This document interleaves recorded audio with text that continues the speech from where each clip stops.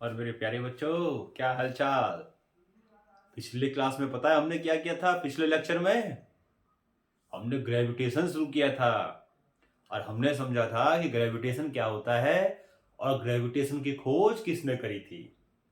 और क्या सीखा था कि ग्रेविटेशन की खोज न्यूटन ने करी थी, सर आइजैक न्यूटन ने, है ना।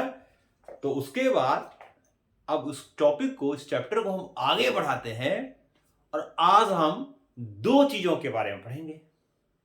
एक हम पढ़ेंगे केपलर्स लॉ, केपलर्स लॉ, और दूसरी चीज हम पढ़ेंगे फ्री फॉल। तो पहले हम केपलर्स लॉ के बारे में पढ़ते हैं। देखो, केपलर्स लॉ, इसका पूरा नाम होता है Kepler's law of planetary motion. Kepler's law of planetary motion. देखो, केपलर से पहले बहुत सारे साइंटिस्ट आए हैं, बहुत सारे साइंटिस्ट आए जिन्होंने ये बताया कि जैसे इससे पहले गैलीलियो साहब थे। गैलीलियो साहब ने क्या बताया सबसे पहले कि चलो, गैलीलियो से पहले भी एक और साइंटिस्ट आया, उसका नाम प्लोमी थे। प्लोमी ने सबसे पहले ये बताया कि अर्थ जो है इस पूरी यूनिवर्स का सेंटर है और बाकी सारे प्लैनेट्स जो होते हैं, स्टार्स होते हैं, वो अर्थ के चारों ओर चक्कर काटते रहते हैं। अब ऐसा होता तो दिन रात नहीं होते, बहुत सारी सर्दी गर्मी है वो नहीं पड़ती, जो मौसम में चेंज होता है, तो बहुत सारी चीजें थी जो सही नहीं ही हुई अगर हम प्लोमी की थ्योरी को सही मानते तो। उसके बाद उसको जियोसेंट्रिक थ्योरी बोलते थे कि सबका यूनिवर्स का सेंटर कौन है? जियो मतलब अर्थ, अर्थ है और बाकी चीजें अर्थ के चारों तरफ घूमती है। उसके बाद गैलीलियो ने कहा नहीं भाई ऐसा नहीं है।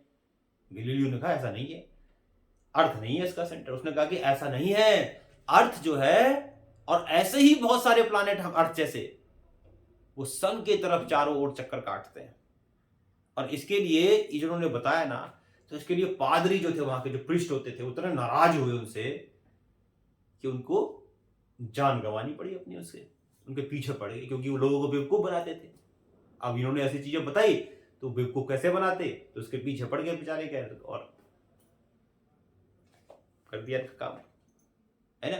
तो केपलर साहब ने वो क्या कहते हैं, गैलीलियो साहब ने सबसे पहले बताया कि नहीं ऐसा नहीं है, जितने भी प्लैनेट्स है वो तो सन के चारों ओर चक्कर काटते हैं।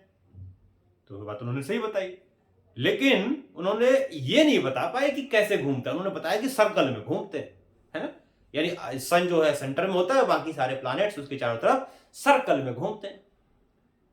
इसी चीज को फिर आगे बढ़ाया था केपलर साहब ने, केपलर्स ने, ये भी एक साइंटिस्ट थे। उन्होंने सबसे पहले बात बताया, ठीक है गैलीलियो जी, प्लैनेट्स जो होते हैं वो सन के चारों ओर चक्कर काटते हैं, आपने बिल्कुल सही बताया, लेकिन आपने ये गलत बताया, थोड़ा सा ये सही नहीं बताया कि जितने भी प्लैनेट्स होते हैं वो सन के चारों तरफ सर्कुलर ऑर्बिट में काटते हैं। ये आपने थोड़ा गलत बता दिया। एक्चुअली में सर्कल में नहीं घूमते वो घूमते हैं पैराबोला में, एलिप्स में। किसमें घूमते हैं वो? इलिप्टिकल पाथ में घूमते हैं। तो उन्होंने थोड़ा सा इसको चेंज कर दिया। उन्होंने क्या बताया कि नहीं ऐसा नहीं है, जो प्लैनेट्स होते हैं वो सन के चारों तरफ सर्कुलर पाथ में रिवॉल्व नहीं करते, वो इलिप्टिकल पाथ में रिवॉल्व करते। इलिप्टिकल पाथ पता है क्या होता है? अंडा देखा है कभी? अंडा खाया ना अंडा, या कभी देखा भी होगा, मान लो कोई नहीं खाता, देखा तो होगा। तो अंडे का शेप कैसा होता है? अंडे का फंडा कैसा होता है? इलिप्टिकल होता है। तो इलिप्टिकल शेप रहता है, ऐसा शेप होता है इलिप्टिकल शेप, ऐसा होता है ना, इसको इलिप्स कहते हैं। इलिप्स, मैथ में क्या बोलेंगे इसको? इलिप्स। ठीक, तो उन्होंने बताया कि भाई जितने भी प्लैनेट्स हैं वो सन के चारों तरफ वो सर्कुलर ऑर्बिट में रिवॉल्व नहीं करते, वो इलिप्टिकल ऑर्बिट में रिवॉल्व करते हैं। ठीक, और सन जो होता है वो इलिप्स के सेंटर पे नहीं होता। इसमें एक टर्म आता है जिसको हम बोलते हैं फोकस। क्या बोलते हैं इसका? फोकस। तो यहां एक फोकस होता है, एक यहां फोकस होता है, दो फोकस होते हैं। बड़ी क्लास में जाओगे, मैथ में तो पढ़ोगे। ठीक, सेंटर हो गया उसका यहां पर। उन्होंने कहा नहीं, अर्थ सेंटर, सन जो है सेंटर पे नहीं होता, सन जो होता है वो फोकस पर होता है, फोकस पर होता है सन, यहां होता है सन, और बाकी प्लैनेट्स की तरफ चक्कर काटते हैं। इसीलिए तो सर्दी गर्मी पड़ती है। जब अर्थ हमारा यहाँ पर आता होगा तो ये सन से कितना दूर हो जाता होगा, बहुत दूर, तो सन की कम लाइट आती होगी, रोशनी कम आती होगी, गर्मी कम आती होगी, इसलिए ठंड पड़ती है। और जब सन अर्थ घूमते घूमते घूमते घूमते यहाँ पहुंच जाता है इसके आसपास में, तो गर्मी का सीजन आ जाता है ना। तो गर्मी का सीजन आने से इसका मतलब सबसे पास में है, और सन सेंटर पे नहीं है, सन यहाँ इसलिए पास और दूर होता है, इसलिए मौसम में चेंज होती है, वेदर में चेंज होती है। तो इसीलिए उन्होंने बताया कि जितने प्लैनेट्स होते हैं सन के चारों तरफ किसमें घूमते हैं, इलिप्टिकल ऑर्बिट में घूमते हैं, और सन जो है वो इलिप्स के एक फोकस पर होता है, इसको हम क्या कहते हैं, प्लैनेटरी मोशन बोलते हैं। जिनके तीन पॉइंट्स थे, इनके इन तीनों पॉइंट्स को आपको याद करना है, समझना है, ठीक। तो लॉ यानी कि Kepler's law of planetary motion के सबसे पहला क्या है, इसको हम कहते हैं केपलर्स फर्स्ट लॉ। क्या बोलते हैं इसको, Kepler's first law, Kepler's first law. Kepler का जो फर्स्ट लॉ था, इसका दूसरा नाम एक और होता है कि या इसको हम कहते हैं law of orbit, law of orbit. यानी इन्होंने हमें इस पे ऑर्बिट के बारे में बताया। ऑर्बिट के बारे में क्या बताया इन्होंने ये कहा कि all the planets revolve around sun in elliptical orbit,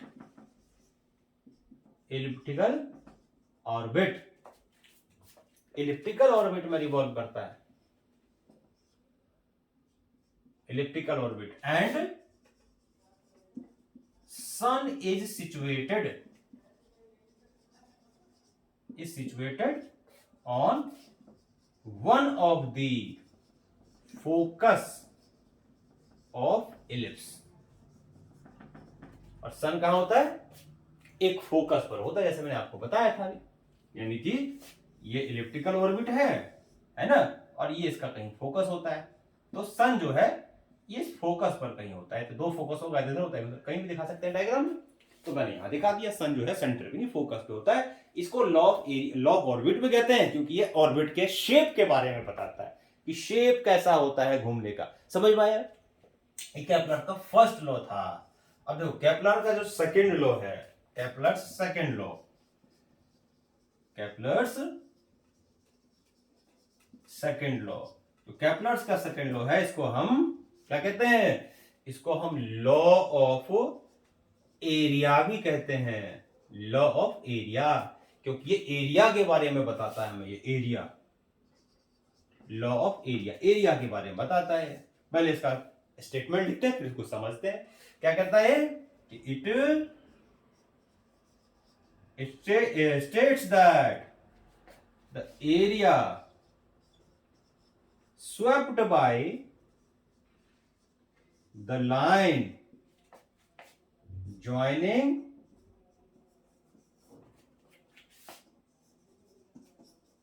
center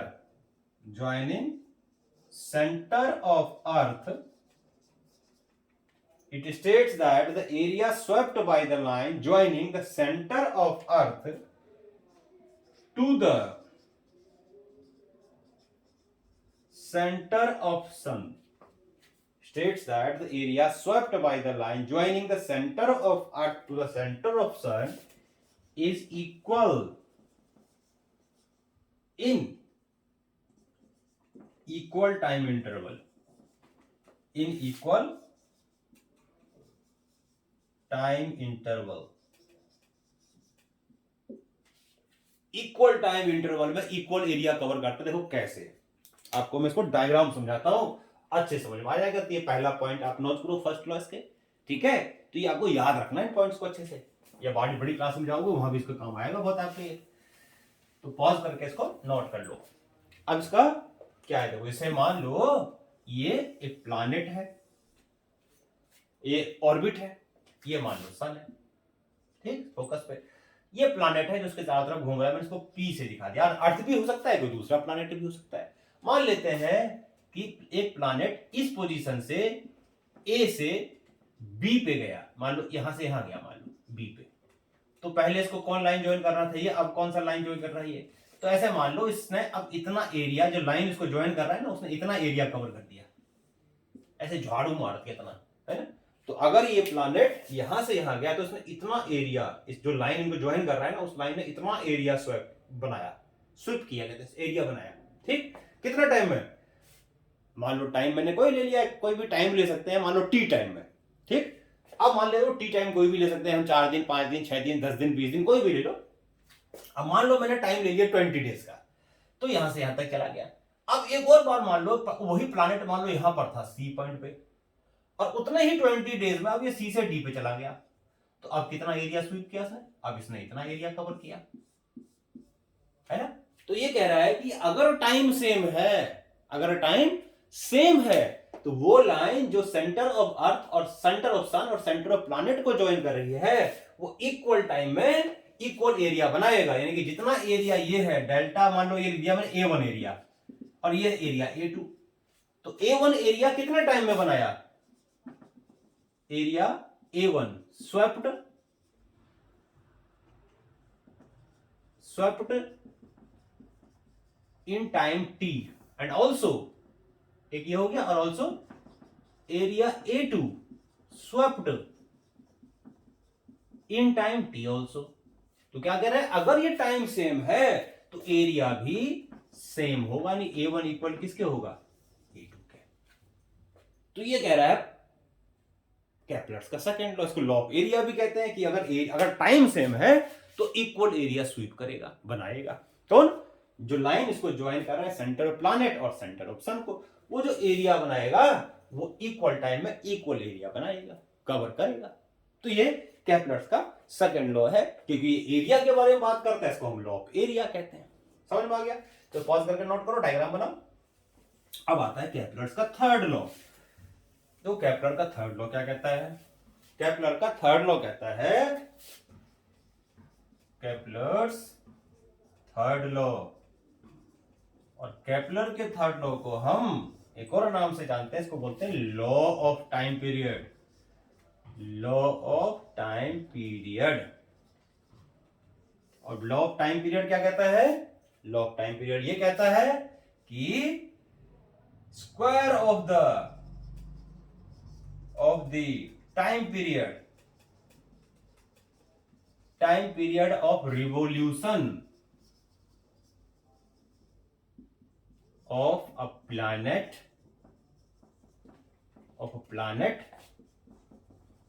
around sun, square of the time period of revolution of a planet around sun is proportional to cube of the distance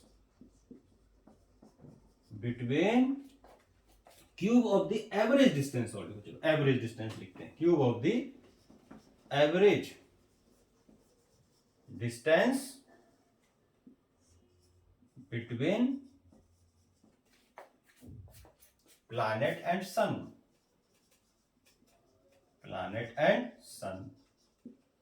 यानी ये क्या कह रहा है कि जो time period है revolution का, टाइम किसके घूमने का, कोई भी प्लैनेट, मान लो प्लैनेट इसके चारों तरफ घूम रहे हैं तो चक्कर काटने को टाइम होगा ना। अब क्योंकि मैंने बताया ये डिस्टेंस सब जगह अलग अलग होता है, इसलिए एवरेज डिस्टेंस ले लिया, है ना। तो टाइम पीरियड का जो स्क्वायर होता है ये प्रोपोर्शनल किसके होता है, एवरेज डिस्टेंस जो है किसके बीच में, प्लैनेट और सन, एवरेज डिस्टेंस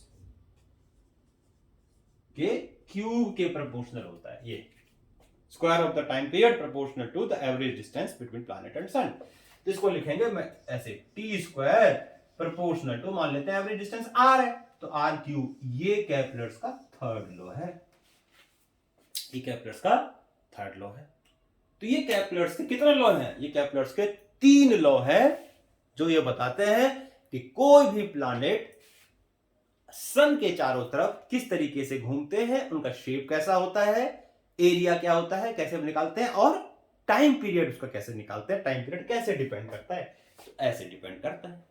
प्रोपोर्शनलिटी यहां पर हटा देंगे तो मैं ऊपर लिख देता हूं, कहीं यहां नोट कर लो कि टी स्क्वायर इक्वल हो जाएगा के और आर के क्यूब के। पता नहीं कांस्टेंट हटाते हैं तो प्रोपोर्शनलिटी कांस्टेंट लगाते हैं, के लगा दिया।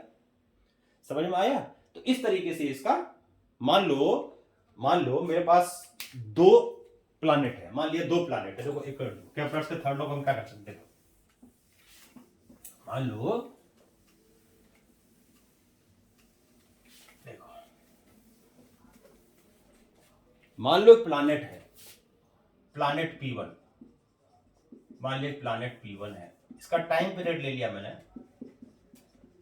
टाइम पीरियड ले लिया मान लो इसका मैंने T1, ठीक, और एवरेज रेडियस ले लिया इसका मैंने R1।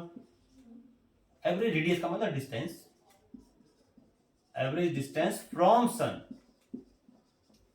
Average distance from sun, sun से जो एवरेज डिस्टेंस है R1 ले लिया।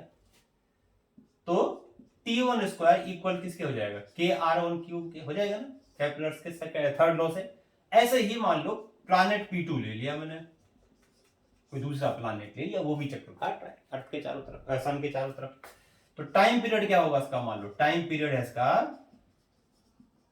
T2, मान लो अलग टाइम पीरियड होगा, और एवरेज डिस्टेंस जो है इसका मान लिया, एवरेज डिस्टेंस फ्रॉम सन,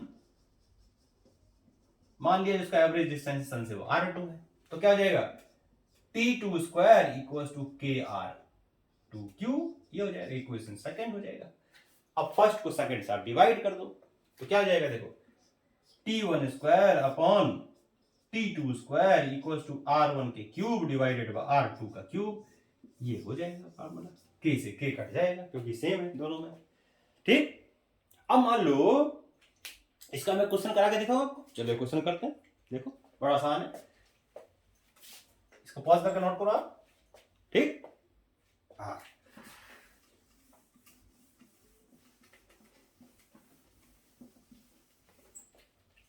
देखो क्या कह रहा है, ये कह रहा है कि द एवरेज डिस्टेंस, क्वेश्चन है ये average distance between, average distance between earth and planet, earth and sun लिखते चलो, earth and sun is R, मान लिया आर है, वो भी ले लिया मैंने आर, है ना, and time period of revolution around sun is ये है मान लो 1 ईयर, 1 ईयर, एक साल में चक्कर काटता है, तो पता ही एक साल में चक्कर काटता है अर्थ सन के चारों तरफ 365 डेज में, ठीक, 1 ईयर। तो ये मान लो फाइंड दी, क्वेश्चन ये है कि find the time period of revolution, find the time period of revolution of another planet, find the time period of revolution of another planet whose distance from sun, average distance मानना, from sun is 3r, मान लो 3r distance ले लिया, ये कि अर्थ है r distance पे है, दूसरा प्लैनेट 3r डिस्टेंस पे, इसको 3 गुना डिस्टेंस पे है ना, तो उसका टाइम पीरियड ऑफ रिवोल्यूशन क्या होगा। तो बहुत आसान, देखो क्या करेंगे, इसको हम केप्लर लिखेंगे, बाय केप्लर्स लॉ। क्या था केप्लर्स लॉ, याद है, देखो थर्ड लॉ, T1 का स्क्वायर अपॉन T2 का square equals to R1 cube upon R2 cube, ये ना। तो T1 कितना है, मान लो इसमें से एक अर्थ है, तो T1 की जगह डाल दिया 1 ईयर, तो 1 का स्क्वायर हो गया। T2 हमें मान लो निकालना है, दूसरे प्लैनेट का टाइम पीरियड निकालना है, इक्वल हो गया R1 की जगह लिख दिया R, क्योंकि अर्थ T1 जिसका है उसका रेडियस R1 है डिस्टेंस, और ये R2 है, तो R2 कितना है, R2 बोला है 3R है, प्लैनेट का 3R है, प्लैनेट का डिस्टेंस कितना है 3R है, 3R का स्क्वायर हो गया, ठीक। तो कितना हो जाएगा, देखो यहां सॉल्व करता हूं उसको, ये हो गया 1 और ये हो गया T2 का स्क्वायर इक्वल टू ये हो गया R स्क्वायर और ये कितना हो जाएगा देखो, दोनों का स्क्वायर है तो 9। ओहो क्यूब है भाई, क्यूब है, क्यूब है, क्यूब है, ये क्यूब है, कितना हो जाएगा ये 27 R क्यूब। तो ये देखो कट जाएगा, सेम है ना, कट जाएगा। तो क्रॉस मल्टीप्लाई कर दो उसको, तो 27 यहाँ आ जाएगा 1 into 27 equal to T2 square into 1, है ना। तो T2 स्क्वायर कितना आ गया, फिर 27 आ गया। तो T2 हमारा आ गया अंडर रूट ऑफ 27। ऐसे इसको सॉल्व करते हैं, पता नहीं चीज सॉल्व करना आता है ना। T2 स्क्वायर आ जाएगा अंडर रूट ऑफ 7, यही छोड़ दो उसको, ठीक। स्क्वायर रूट निकालना आता है ना। अब इसमें ऐसे भी कर सकते हो, थोड़ा सा आगे का हो तो इसको क्या ले सकते हो, 3 इंटू 3 इंटू 3। अब 3 दो रूट में से क्या, 2 में से एक बाहर आ जाएगा। तो T2 कितना आ जाएगा, 2 में से एक बाहर आ जाएगा, रूट के बाहर 3 आ जाएगा और एक रूट के अंदर आ जाएगा। ऐसे तो ऐसे लिख देंगे हम, इतना ईयर, इतने ईयर में दूसरा कांड में चक्कर काट जाएगा, उतना उसका चक्कर काटने का टाइम ये होगा। समझ में आया। तो ये हमने क्वेश्चन करके देखा किसके ऊपर, Newton's law of planetary motion, Newton कह रहा हूं Kepler's law of planetary motion के ऊपर। समझ में आया। अब ये हम क्या करते हैं, देखो अब आगे एक्सटेंड करते हैं इस टॉपिक को, और आगे हमारा, ये पॉज करके नोट कर लिया होगा आपने, और आगे हम पढ़ते हैं अब फ्री फॉल के बारे में। अब आगे इसके हम जो भी चीज पढ़ेंगे ना, वो अर्थ की ग्रेविटी के बारे में ही पढ़ेंगे, यानी अर्थ का ग्रेविटेशन, यानी अर्थ किसी भी चीज को अपनी तरफ खींचती है, अर्थ किसी भी चीज को अपनी तरफ खींचती है। तो उसको हम देखो अब करते हैं किसका, फ्री फॉल। चलो फ्री फॉल का आज मैं कंसेप्ट देता हूं कि फ्री फॉल क्या होता है, और उसको हम करेंगे फिर अगले लेक्चर में। चलो देखो क्या होता है, मैं आपको एक आपको क्वेश्चन बताता हूं, एक आपको मैं टॉपिक देता हूं, आप उसको करके देखना, मुझे अगले लेक्चर से पहले बताना कि जो मैंने पूछा उसका आंसर क्या है। मान लो ये मैंने एक ऑब्जेक्ट लिया और एक मैंने दूसरा ऑब्जेक्ट लिया, मान लो मैंने कोई भी दूसरा, चलो ये ले लिया मैंने, 2 ऑब्जेक्ट ले लिया मैंने, ठीक। ये 2 ऑब्जेक्ट ले लिए मैंने, एक मार्कर है, एक ये मेरा बॉक्स है स्पेक्स का। अब मैं इसको दोनों को एक साथ गिरा रहा हूं, नीचे गिराता हूं, तो क्या होगा, छोड़ता हूं, गिराता नहीं, छोड़ता हूं, गिराना नहीं, छोड़ना है बस। छोड़ दिया, कौन पहले गिरेगा, एक तो ये बताना। दूसरी चीज, एक ऑब्जेक्ट लेता हूं मैं छोटा सा, कॉटन का पीस लिया मैंने, एक कॉइन लिया मैंने, कॉटन का पीस और कॉइन लिया, उसको गिराता हूं सेम हाइट से। कौन पहले गिरेगा, सोच के बताना अच्छे से, कौन गिरेगा पहले से, कौन गिरेगा पहले, कौन गिरेगा बाद में, या क्या होगा वो आपको बताना है, ठीक है। तो ये चीज पहले बताओ मुझे, उसके बाद हम फ्री फॉल के बारे में पढ़ेंगे कि फ्री फॉल क्या होता है। तब तक के लिए टाटा बाय, सी यू।